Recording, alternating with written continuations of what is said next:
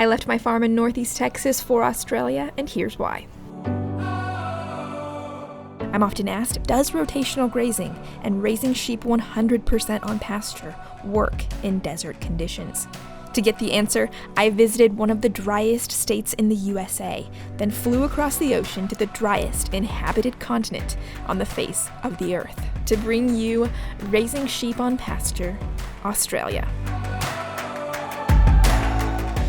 The purpose of this trip was really to explore the implementation of the regenerative principles that I promote in an environment that is less than friendly. Each of these farmers is navigating in a dry environment and still doing so in a way that really benefits soil health and produces a highly marketable finished product. And what is more is that each of these farms has developed unique marketing streams. The unique marketing streams that are really and truly necessary in today's agricultural environment to make a success out of life in agriculture. This trip was made possible in part by your support of my book, The Basics of Raising Sheep on Pasture, where I take really all of the principles we're getting ready to explore, and in a photo educational way, I present them for those who are looking to launch their own sheep farming enterprise on 30 acres or less. Today I'm taking you with me on my tour of the Bellevue Dorper Stud in Millmerran, Queensland.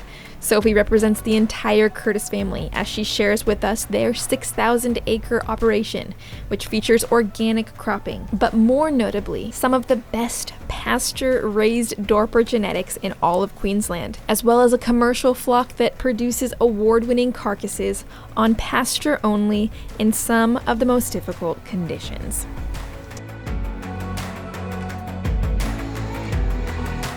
We've got about 6,000 acres, some of that is leased country, but we've probably got about 2,000 stud ewes, and we also have commercially probably about 1,000 ewes.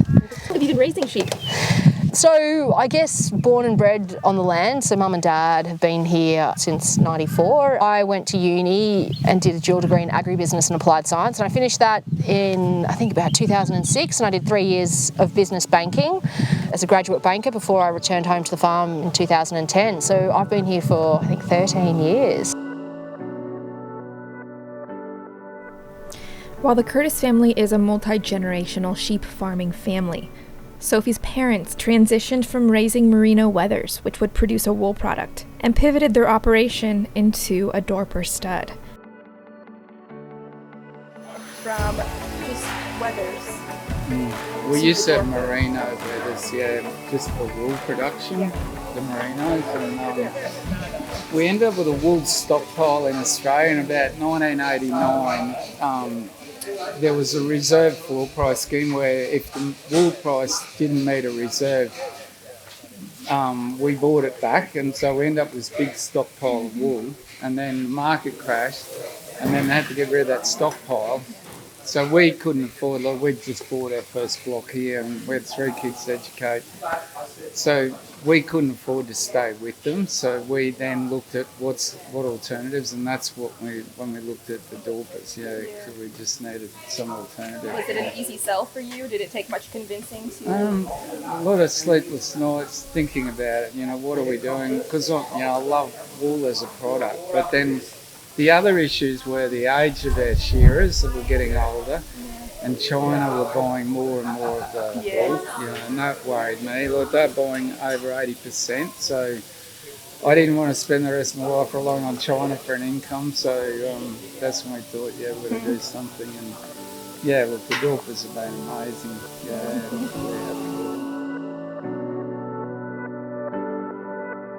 So originally merino wethers, and the opportunity arose for mum and dad to get some imported embryos out of Africa. So they formed a joint venture with Peter van Schalkwyk, and we got some really fantastic stud quality animals, and that's how the stud formed. Like mum and dad, they used to farm with grandpa. Mum and dad split off and they did their own thing, and back in maybe 2005, there was an opportunity to form a partnership with some Namibians. They were looking for an offshore investment. They had a stud over there that Peter's dad had established years and years ago, and they wanted to get some genetics offshore, so we were able to partner with them and start a Dorper and white Dorper stud with really, really good genetics. Like Mum and Dad pretty much bought all the land that we own, from scratch. They haven't been handed the property. And Dad sort of says that, maybe he was one of the sort of the last generation who could get in at a time that's been able to farm. And I guess I'm so lucky, with Mum and Dad, like they're such forward-thinking farmers, like Dad's never been one to, this is the way we do it because Grandpa did it and Grandpa's grandpa did it. It's sort of like, Dorpers as opposed to Merinos and, going down a stud line and, having relationships with customers. Bellevue is a Dorper stud. A stud operation is one in which superior animals are produced to go into the market as breeding stock that is specially selected by other farmers, who will join them to existing flocks to improve the quality thereof.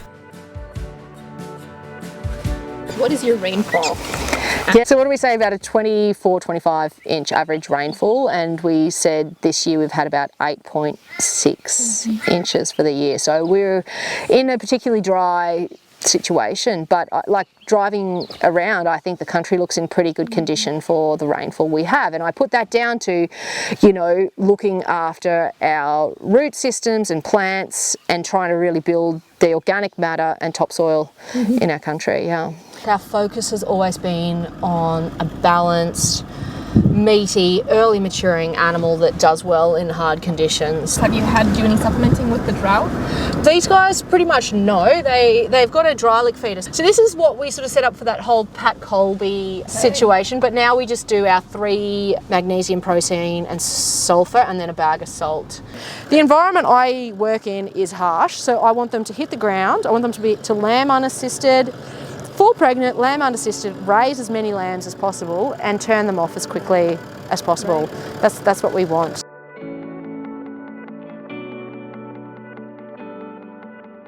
The Curtis family originally farmed Merino wethers, producing a wool product off of their flock. In 2005, they had the opportunity to form a joint partnership, making the dramatic transition from a sheep primarily kept for its wool product to sheep exclusively raised for meat with a self-shedding hair coat. And so what we're looking out there with respect to the condition of the animals, are we looking at grass only, or what kind of inputs go into them? Yeah, so pretty much everything there is a grass input. Like I mentioned, we've grown faba beans in the past and they're a good source of protein and carbohydrates.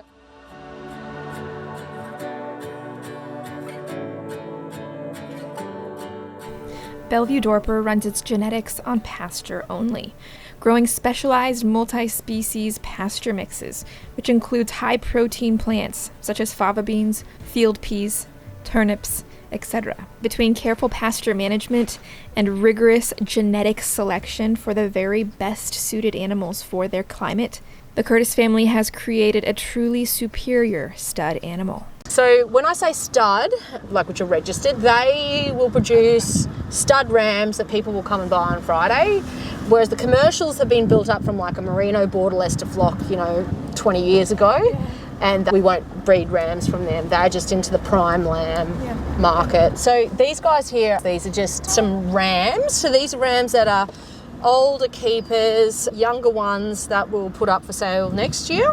So we use a vet, Francois, who is down in Dubbo. So he's actually South African, and he does a lot of sheep genetic work all around the world, embryos. He's sent stuff over to Philip Glass. So he's at San Angelo? Yeah, St. Angelo. That's where Philip Glass is. So we were really lucky to start off with some good genetics from Peter. So his dad originally had what's called Katahdin sheep. So I think they slaughter the lamb within the first 48 hours of life, and their pelts were sold for fur jackets or leather jackets or whatever. And his dad was like, I just cannot bring myself to continue to wake up and murder lambs every day. So he opened his gates, let them run away, went down to South Africa and bought some Dorpers in. So that's the story over there, and Peter has taken over his father's stud. They come out of the Kalahari Desert, so I think like a 6-inch rainfall. And the thing is, so they turn off lambs a little bit lighter, I think, over there than what we were doing. Like they'd turn them off closer to 40 kilos whereas we're sort of taking them closer to 50 kilos. And I think that's one thing I would say is I feel like, you know, when we first got our genetics from Namibia, yes, they were fantastic, you know, structurally, blah, blah, blah, but we've done a lot of work to make them Australian relevant and to suit our conditions, like obviously the feet, the shoulders, you know, the carcass, doability.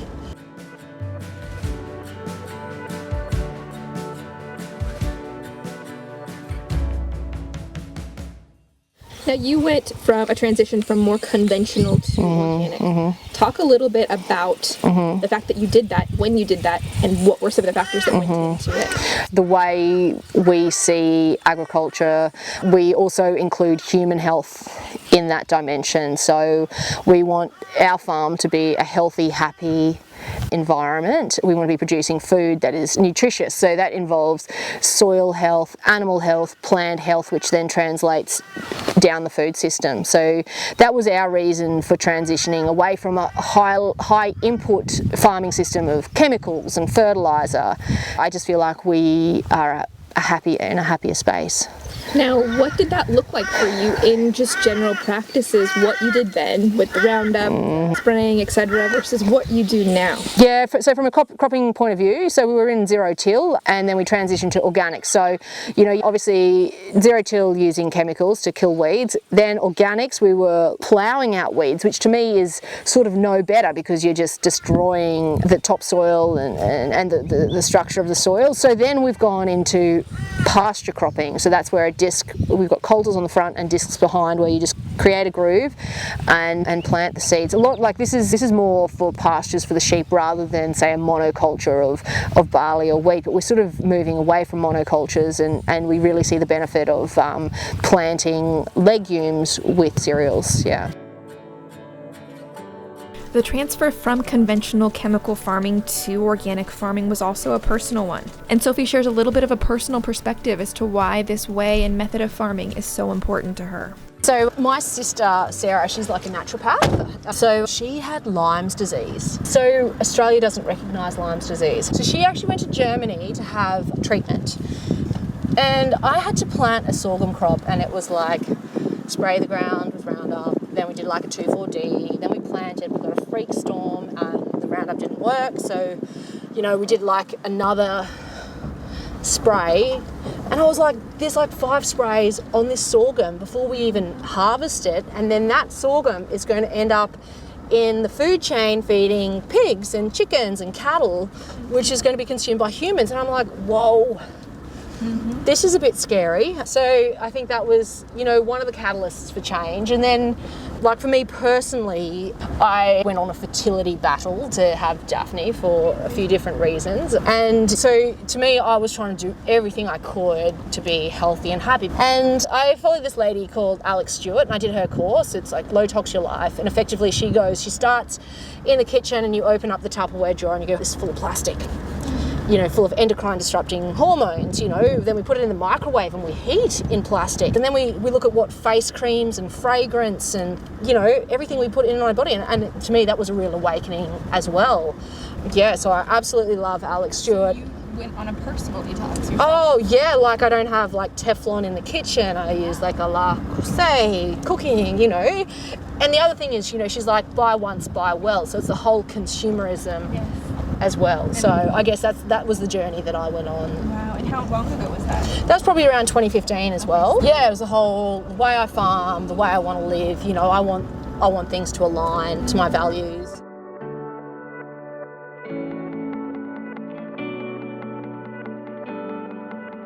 What are some management practices, just practically, that you put in place for the benefit of soil health? Yeah, so I guess for us it's all about, you know, ground cover, plants. We use regular rotations with our sheep, you know, looking at the paddock and going, well, what grass do we have here? You know, how long have the sheep been there? Balancing that with the parasite cycle as well. And managing the type of livestock that is on that crop. Are they pregnant? Are they lactating? You know, are they lambs that we need to get a beautiful finish on before they go to the abattoir? So from that perspective of a drought, what are some adjustments that you've had to make from your normal to manage through a drought like this? Yeah, it's managing your stock numbers, managing your paddock rotations, mobbing up, moving animals through the system, destocking as well, matching that carrying capacity to the feed in the pasture.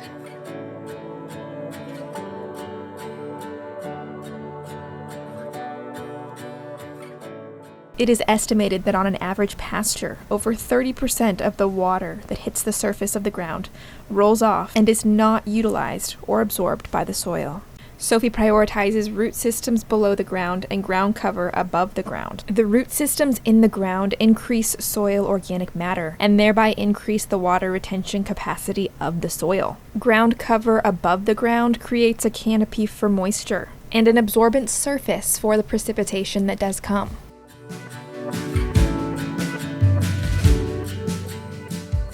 But you can see all the field peas through there. I'll just go for a quick scoot out there and we can have a look.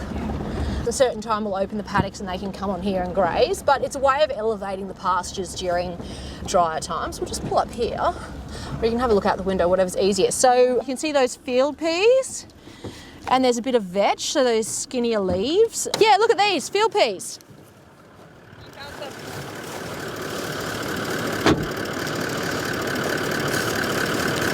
Just little field peas. So yeah, this has probably had 10 millimetres of rain on it. Yeah. And they're just producing stuff. Yeah, and as you can see, so like I was showing you that planter, that's the little groove that it creates through this grass. And so this is some vetch here, so that's another legume. There was a bit of barley. That's obviously really come to nothing. And then there's also some medics and clovers, turnips, all sorts of stuff that was planted. It just didn't get the rainfall, unfortunately, but it's surprising on how tough like these field peas were, and they'll be a tasty treat for the And they'll sheep. just eat the pea pods. Yeah, they'll just annihilate. Yeah, they'll eat all of it. Yep. So you were saying the crop was not as good as you wanted. No, so we planted this a bit later and it just didn't get the rainfall that some of the earlier crops did. But look at these, like I know. we can have a little snack here. Quite tasty. We just buy like all uncoated, untreated seed, no You GMO. can see, so these are not all field peas. These are some are vetch. This one here is a vetch. This one here is some barley. Yeah, let me find a little, sometimes we get the odd turnip or the leafy turnip that's come up. And they're amazing. They're quite a tough little plant because they put down that taproot and really good at busting up this hard soil. And then obviously it forms this organic matter. But just like, you know, look at this here. Like, look at that. I call that beautiful top layer Exactly. of soil that we're trying to build. Like, this will all break down eventually. And it's also the water holding capacity. So when we do get a shower of rain, it's not going to run off, it's going to sit, it's going to be absorbed. And it's, to me, like, you know, it doesn't look like much, but little sheep poo there. But this is, to me, this is exciting, and this is the way that we want to be farming. And you can even feel just some, I mean, not a lot, but just some moisture. And that's how where that disc planter really comes in, because you're hardly disturbing the paddock. You're just creating this little groove that seed's sitting in. Yep, so we've got twinners that are down in that side and that side. And we actually finish up in about 10 days. So we'll open the gates and then they can flow on through into here. And these are some of our like native grasses that are coming back. So with this warmer weather, which is good to see, obviously they dry off in winter, and the Queensland bluegrass. I just see, you know, having those root systems in the ground 100% of the time is key. So when I went to uni, I did a dual degree in agribusiness and applied science, like agri-chemical focused degree. And it was funny. So when we changed from like conventional to organic, do you have agronomists in America? They just stopped coming. So like 10 o'clock every day is smoko time for us. We all stop, we have a cup of tea for half an hour, chat, blah, blah, blah. And agronomists would be like, time that to be there. And yeah, I guess as we swung to organics, we weren't buying the Roundup, we weren't buying the fertiliser and urea. So all these trees we planted, we put about 30,000 trees in on the farm, because actually this place was owned by Americans before us, the Carruthers, and they dug it all up and had cotton here. So yeah, some of the soil's pretty hard and pretty yuck. So these ones here are kind of management pens as well. I used to run some organic free range pigs, some Wessex saddlebacks. You know, I was a big fan of Joel Salatin. Darren Doherty, he did a documentary with Joel, and I was like, you know, pigs, sheep, blah, blah, blah. This will be fantastic. But we hit a really bad drought for a few years, and pigs are not particularly fantastic for drought. They're so hard on water as well, and my marketing wasn't the best. I think I turned over $76,000 in pig sales, and my feed bill was $76,000. But you'll see, like, when it started to rain, their poo and manure, like it was really, really good for the soil. So I'll go for a scoot in here and I'll just show you that this was a paddock we planted with faba beans and vetch last year. And so this is just all regrowth. Because we had so much rain last year, we couldn't harvest it. It just rotted and fell over. But as you can see, there's all this beautiful vetch which the ram's been living on, and there's also those black stalks of faba beans. I don't know if you've had anything to do with faba beans. No.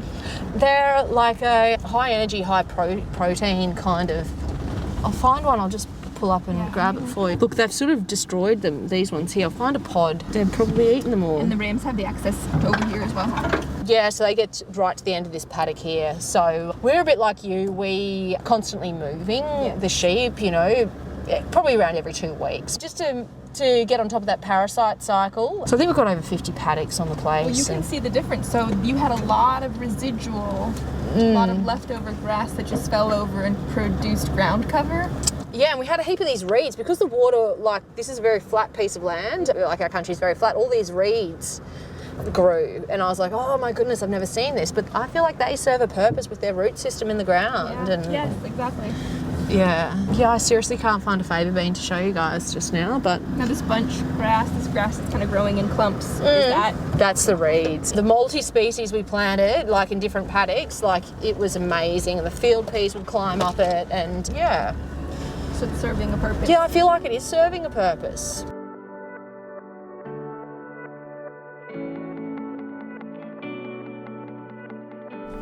The pastures we just toured, featuring the multi-species crops, are supporting not only Sophie's flock of rams, but also a flock of ewes, some of which are lambing at the moment. As we tour the lambing flock, Sophie shares a little bit about her lambing percentages, what she looks for in a ewe, and what kind of productivity she expects out of those ewes year over year. So these are some lambing ewes here on the left. I can give you a quick, we probably won't get too close to them, but they might be a bit quiet.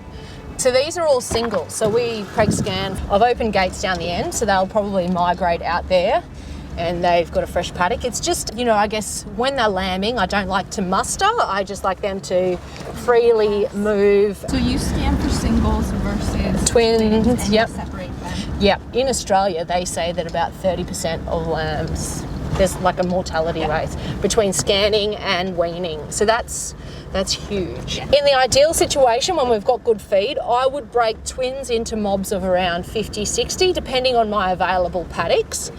And that way, last year I weaned between 150 to 175% out of those twinning paddocks. Yeah, which, I want to wean 200%, but the reality is you don't. And the thing is, you can run singles on harsher paddocks, less feed quality. You can also have more of them, and you will still wean in the high, 90%.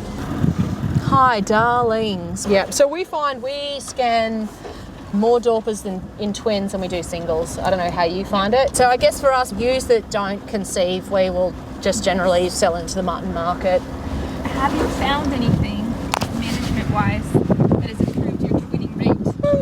No, not really. I guess a rising plane of nutrition coming into joining, that does help depending on the season. But they're pretty fertile creatures. I will say that we do our Dorper scan with a higher percentage of twins than our white Dorpers do. Black hens. Yeah, they do. They just seem to be more fertile. That's just slightly. So that's one observation in running the two flocks. What's your overall lambing percentage? So for pregnancy scanning, the other day I think we scanned over 150 in some of our Dorper group, and then weaning rates you want to sort of be around that 120% at least, yeah. So we wet and dry everything, and anything that comes through with no lambs, it's they're just a passenger and we don't want them. So you're very hands off with your lambing, no assistance? Look, I usually do a welfare check every day. Okay. And if there's something with issues, then we will deal with it. But they will get noted and then they'll get exited from the stud. So, our business isn't having mollycoddled little animals. We want them to do it all by themselves. Little darlings. Wow, their body condition's very good. Yeah. Babe, see that freshie over there?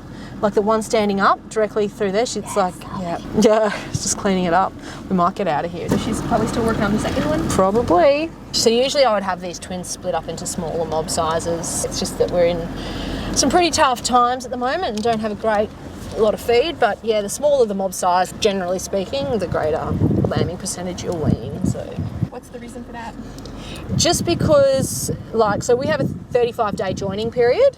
So if you have a mob of 200 ewes joining, you know, what's 200 divided by 35? That's so many ewes that are going to lamb per day. We usually find there's an explosion early on in that first cycle. And there's been research done by a guy called Jason Tromf in Australia. He's really good. The more lambs you get born on the same day, the chances of mismothering increases significantly. Especially, it depends on the paddock too. So, you know, there's a bit of privacy and, you know, there's a couple of different watering points. But if you're in a cleared paddock, no privacy, no shelter, one watering point at one end of the paddock, you know, and you've got to take 2 lambs through, say, scrub or whatever, then Sophie cites here that her goal is to hit a 120% weaning rate. This means that after mortality at lambing, during pregnancy, and as the lamb is being raised, each ewe is required to produce an average of 1.2 lambs per year. This is made up of a combination of twins and singles, which Sophie manages for in 2 different ways. The twinning ewes are separated into their own group and put into multiple smaller group sizes. They are provided with pastures that will both nutritionally and logistically give them the best chances of weaning both of those lambs. For the single-bearing ewes, Sophie is able to use pastures that may be more difficult for a twinning ewe to utilize. The best lambing weight is mine. If they get too big, they get stuck. Yeah. So with our birth weighing, and like I've done thousands and thousands of lamb, most of our lambs are born between 3 kilos and 4.5, which I don't know if you know much about human babies, is very similar. So I think Daphne was like 3.3 kilos. And obviously it depends on a single or a twin, but we want sheep to lamb unassisted. So you don't want to have them too small, like little tiny Tim at the house, and then too big, you get dystocia and they can't punch them out. And I think the whole thing too, you've got to be mindful, and that's where your data comes into it, managing your growth rates with like your birth weights with your weaning and post-weaning weights. So a higher birth weight will generally correlate with a higher weaning weight, but you got to look for those curve benders which have a low birth weight and a high weaning weight, so that, you know, they hit the ground and just take off. Yeah, and especially like, because I know there was a guy last year at our sale who was joining maidens. He goes, I just want ewes to lamb unassisted. And I'm like, well, in that case, if it was me, I would look at the birth weight breeding value for the ram and select on that. If that's your main criteria. Like, to me, you're never going to go broke with live lambs on the ground. Like, yeah. I noticed the other day you were tracking average daily gains. What do you find is a good average daily gain for you? Depends on the season and the feed. So those guys were on that beautiful multi-species and they were just powering ahead. I think it was like 650 grams a day.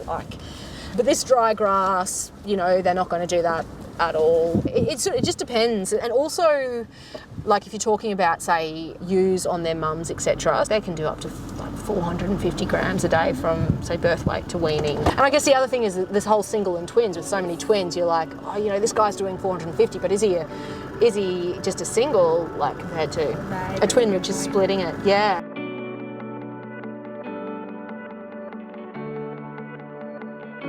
Sophie cites that her Dorper lambs on the multi-species pasture can achieve a daily growth rate of 650 grams. This means that each lamb is gaining a whopping 1.4 pounds per day. She cites that in drier conditions, she's looking at a daily growth rate of 450 grams, which is a gain of 1 pound per day per lamb. When drought becomes severe enough, destocking and downsizing is inevitable. Sophie explains a little bit of their strategy as to which animals go first and how they downsize their flocks in times of extreme drought. It's a hard one for us in that we have stud animals, so we have like really awesome genetics, and you know, to load them on the truck and send them to the abattoir is something that we don't really want to do. So our first, what I would say, negotiable flock would be our commercial herd, and then obviously we drill down into our stud to offload poorer performers, and yeah.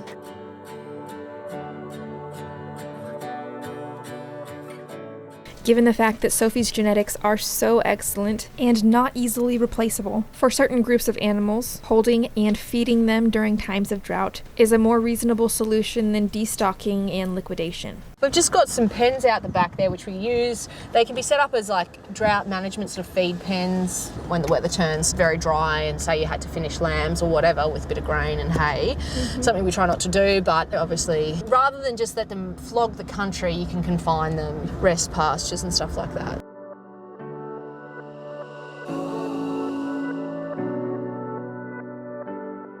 The Bellevue genetics are award-winning, taking first, second, and third place at ECA, the Royal Queensland Show in Brisbane, Australia. The award-winning carcass condition was achieved through pasture only, with no grain supplementation.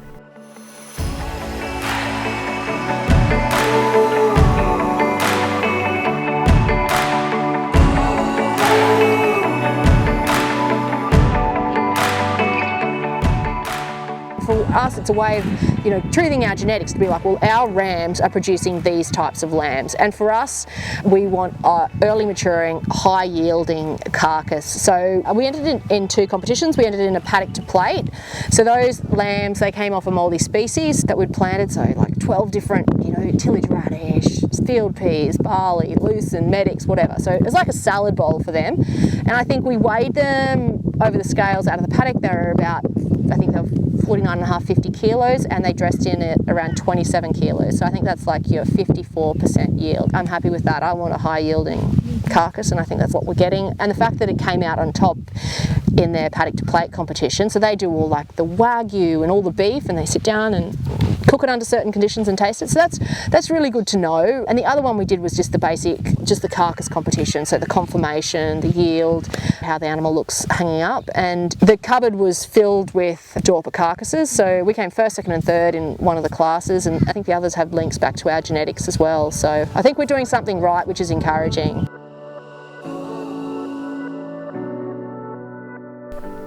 Sophie cites a 52 to 54% dressing percentage, or carcass yield.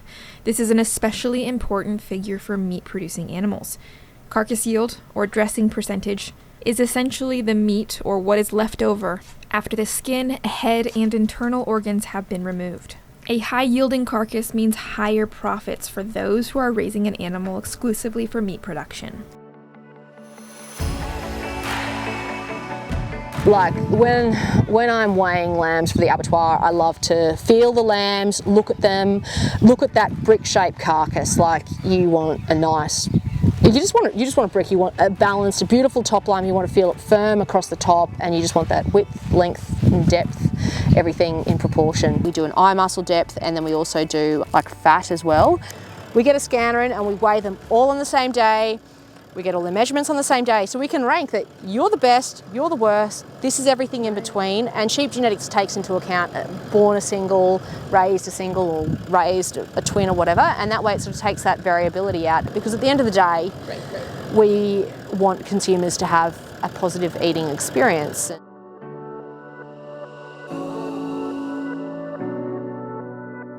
Sophie cites here that she uses eye muscle depth as a significant measurement of productivity within her breeding rams. The eye muscle is essentially the backstrap of the animal. The thickness or depth of the eye muscle correlates to muscling and meatiness throughout the sheep's body. A ram with a thicker eye muscle will produce offspring with a higher yielding carcass. An increased muscle depth has also been linked to increased fertility in breeding ewes, meaning a ram with a thicker eye muscle will have greater chances of producing a more fertile female offspring. We took a quick detour to see Sophie's new Worms Down Under system, which is designed to produce and collect vermicast, which will then be used to organically inoculate the seeds they use for their pasture plantings. This is like my stockpile of different manures and compost from the sheep yards. And will you use this for your garden? Yeah, so have you ever heard of a Johnson Sioux bioreactor? Johnson Sioux, they're 2 people, and pretty much it's a static compost pile that you leave for like 6 to 12 months. And it's like a 1/3 hay, 1/3 manure, 1/3 like leaf litter. So pretty much this will become like It'll reduce by half, and I'll get this beautiful composted stuff that I'll then go and make an extract out of. I'll run some water through it, then I'll, get the goodness. Are there worms in here yet? I did put some worms in here. This is actually a little bit dry. Oh no, maybe underneath it's okay. But yeah, so what you do, you have these pipes in here that you pull out after a week, and effectively it aerates itself over the time. But yeah, great way to make an extract, and really quite cheap. So this used to be like an old IBC 1,000-litre shuttle, and just pulled it out. I guess the mesh helps for it to breathe. Now, is this something you just use for personal use, or are you hoping to expand it to the farm someday? Yeah, I'll spray it out over some countries. Oh, there's a big juicy earthworm. Look at that. So it's doing its thing. Look at that little sucker. Wow, that's the stuff right there. And then this is the worm farm. So there's a company in Brisbane called Worms Down Under, and they make these pods. So if we dig under here, look at all these. So this is specifically for making our own vermicast with. So they really like horse poo, and I actually probably should feed these guys again soon. But yeah, they've got this technology down below that, see all of them? They're like just absolutely crawling with them. Incredible. Yeah, so we'll be able to make our own vermicast as an inoculant down the tracks. Now, you purchased this system. This pod, yep. So it has this water filter, so they sort of get watered every day. In like summer, I'll have to move it into the shade. Down here, you effectively cut the vermicast or the worm poo when it's time to harvest. And yeah, It will kind of seep down. yeah, this will come out. You pull that out. I won't do it now because that isn't what I want it to do. But yeah, and then I'll get the cast. I'll take it over. We've got like a water system where you'll just lightly blow all the biology off the castings, and then that will be used to inoculate, and then we can spread it on the country as well. So Wow, that's great. so at our Brisbane house, I've got a wheelie bin system for our food scraps in Brisbane. Like, food scraps worldwide is one of the biggest emitters of methane, and we should be composting it through worms rather than. And when you say wheelie bin, is that like a compost turner? No. So it's like this wheelie bin, and it's got this system down the bottom. So you just put your food scraps in, and with worms, it's about that carbon-nitrogen ratio. So it's usually like if you put greens in, you need to put browns in, so your leaves. So it's about getting that right, so it's not too hot, not too cold, or whatever. And there's a food source for the worms. They'll break it down, and then obviously the poo goes to the bottom, and you put more food in on top, and then they keep going up, and then you harvest all that goodness from the bottom on and put on your veggie patch or whatever. So it's different than your standard turner. Yeah, it is different. Sophie's operation is organic, meaning her pasture management is chemical-free, and rarely, if ever, does she use chemical dewormers in her flock. Sophie does not use vaccinations, believing that they promote genetic weakness within her breeding stock. In all honesty, what we generally do is survival of the fittest. That bottom 5%, sore feet, get rid of them. We don't need them. We've got enough animals to go harsh with our selection. We want functional, low maintenance, high performing animals that suit our environment.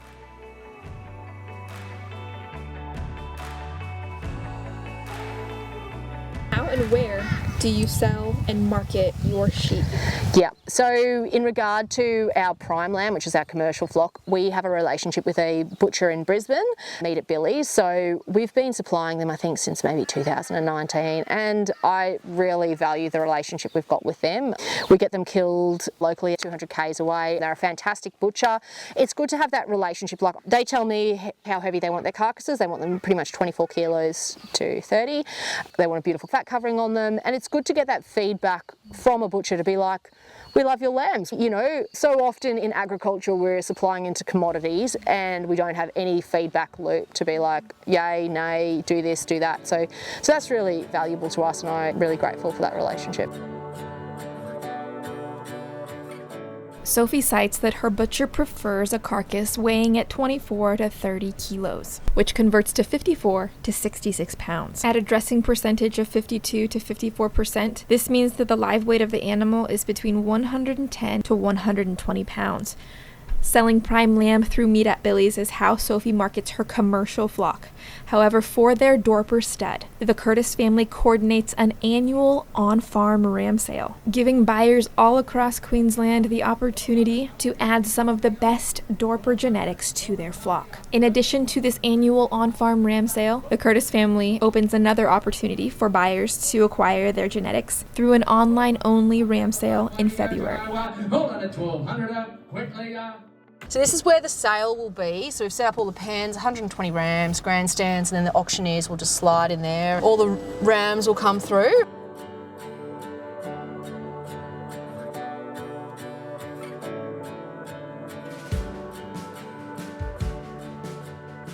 And this is an old shearing shed. We don't shear anymore, but it's handy to have. We set up all the food and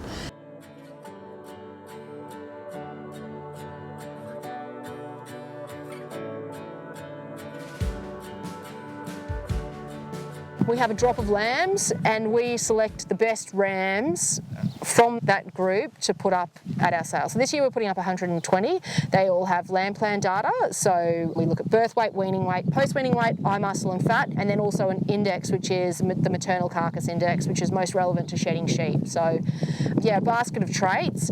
And we present this data to the clients and they can come along and have a look and see what rams meet their specific breeding objectives and farm and what they like the look of too.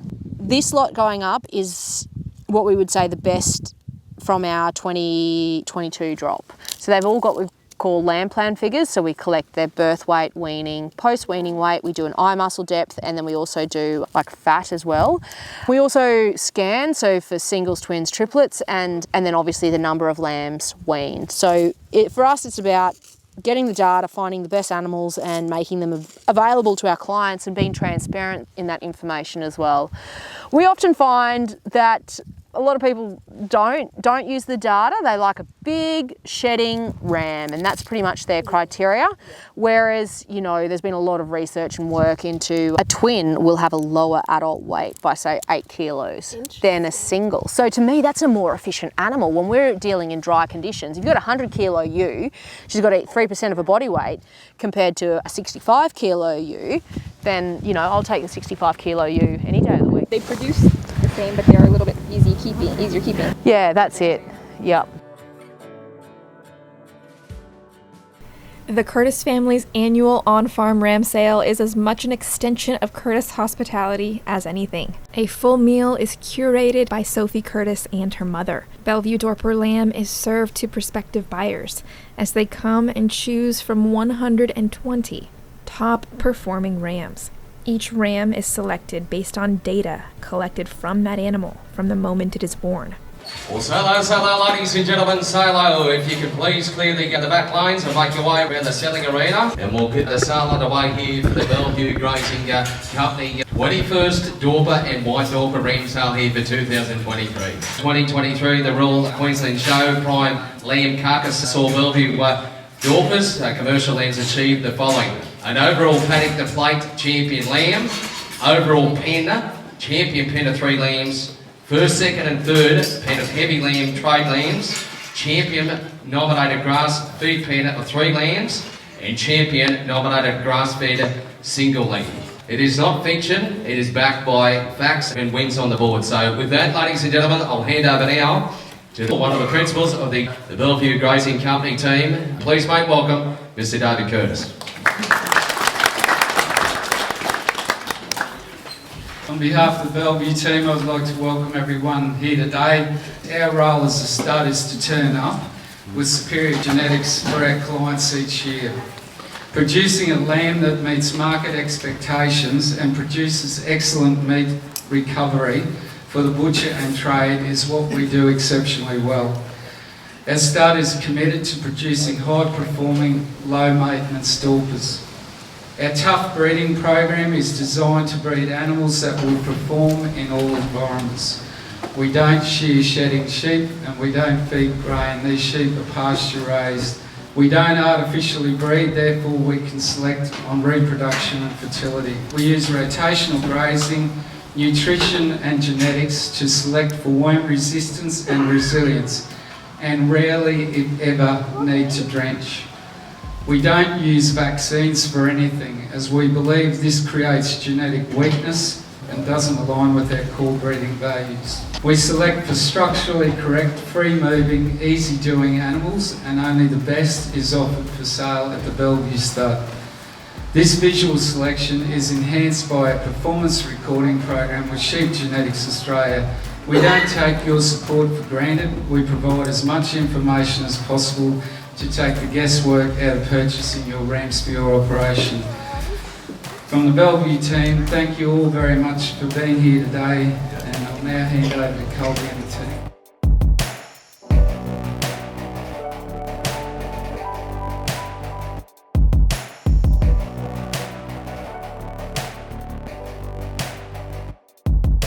One of my biggest takeaways from Bellevue Dorper was that quality pays.